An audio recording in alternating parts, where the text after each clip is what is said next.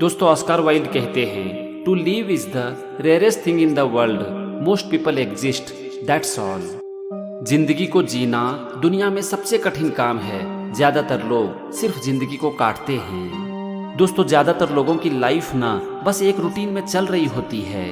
वो कभी भी रुक कर जिंदगी के बारे में सोचते नहीं हैं। कभी ये सोचते ही नहीं हैं कि क्या मैं अपनी जिंदगी को जी रहा हूँ या फिर जिंदगी सिर्फ काट रहा हूँ। और यही कारण है कि वो ऐसे चीजों के पीछे भागते रहते हैं जो सिर्फ और सिर्फ उनसे उनकी जिंदगी छीनती है। जिंदगी को जीने के लिए ना जिंदगी के साथ ठहरना पड़ता है, रुककर अपनी लाइफ को देखना पड़ता है। और शायद बहुत ही कम लोग ऐसा करते हैं। और यही कारण है कि ज्यादातर लोग जिंदगी जीते नहीं हैं बल्कि जिंदगी को काटते हैं। Be your self, everyone else is already taken. खुद के तरह बनो, दूसरों के तरह बनने की कोशिश मत करो।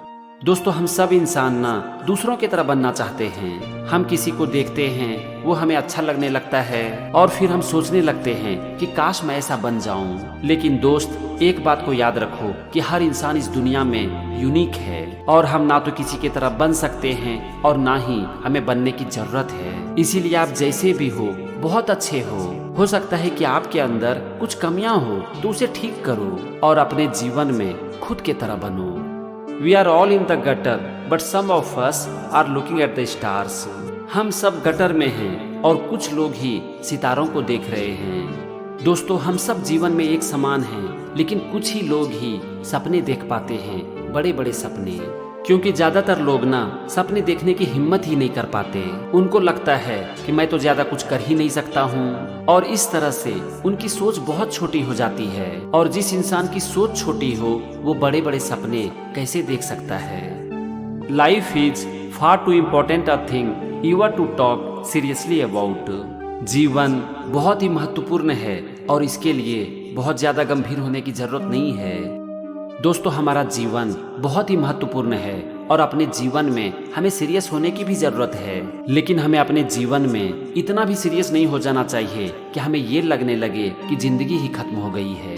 भगवान ने हमें जिंदगी दी है जीने के लिए और अपने लाइफ को डायरेक्शन देने के लिए हमें जीवन में सीरियस जरूर होना चाहिए, लेकिन उतना ही जितना की जरूरत है। अगर हम जरूरत से ज्यादा सीरियस हो जाएंगे ना तो फिर हम अपनी जिंदगी को जी नहीं पाएंगे। बस हम जिंदगी में चीजों के पीछे भागते रहेंगे। इसीलिए अपने जीवन के प्रति सीरियस जरूर रहो, लेकिन एक सीमा तक। Experience is simply the name we give our mistakes.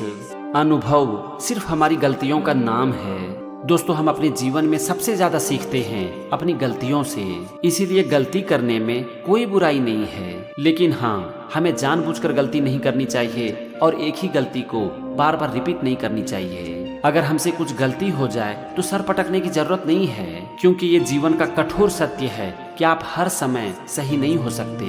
हम एक इंसान हैं, हम रोबोट नहीं हैं। हमारे अंदर इमोशन है, भावनाएं हैं और जहाँ पर भावना है वहाँ पर गलती होगी ही। इसीलिए इस बात पर ध्यान मत रखो कि हम गलती ना करें, बस इस बात पर ध्यान रखो कि हम जानबूझकर गलती ना करें और एक ही गलती को बार बार रिपीट ना करें। What is a cynic? A man who knows the price of everything and value of nothing. Scenic क्या है? सिनिक ऐसे लोगों को कहा जाता है जो हर चीज की कीमत तो जानते हैं लेकिन उसकी वैल्यू नहीं जानते। दोस्तों हमें सब चीज की कीमत पता होती है लेकिन उसका वैल्यू हमें पता नहीं होता। अगर हमें चीजों की वैल्यू पता रहे ना तब हम ये जान पाएंगे कि किन चीज को पकड़ना है और किसे छोड़ना है। एग्जाम्पल के लिए हम लोग लेते हैं health.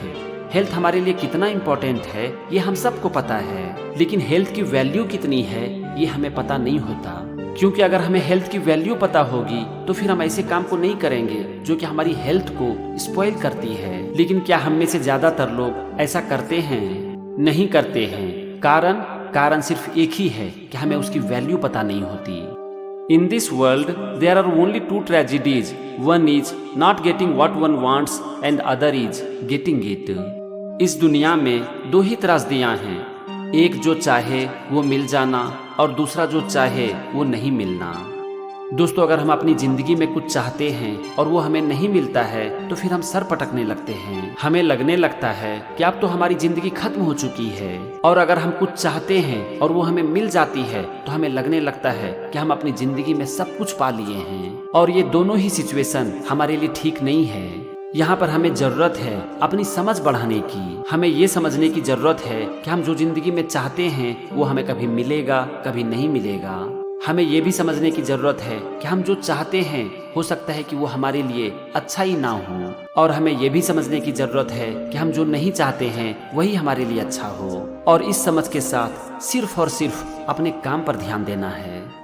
The only thing worse than a man you can not control is a man you can. जिस आदमी को आप नियंत्रित नहीं कर सकते उससे भी बदतर चीज वह आदमी है जिसे आप नियंत्रित कर सकते हैं। दोस्तों, किसी भी इंसान को पूरी तरह से अपने कंट्रोल में लेना, अपने वश में लेना, क्या ये सही है? हम किसी भी इंसान को फिजिकली तो कंट्रोल कर सकते हैं लेकिन हम उसे कभी भी मेंटली कंट्रोल नहीं कर सकते।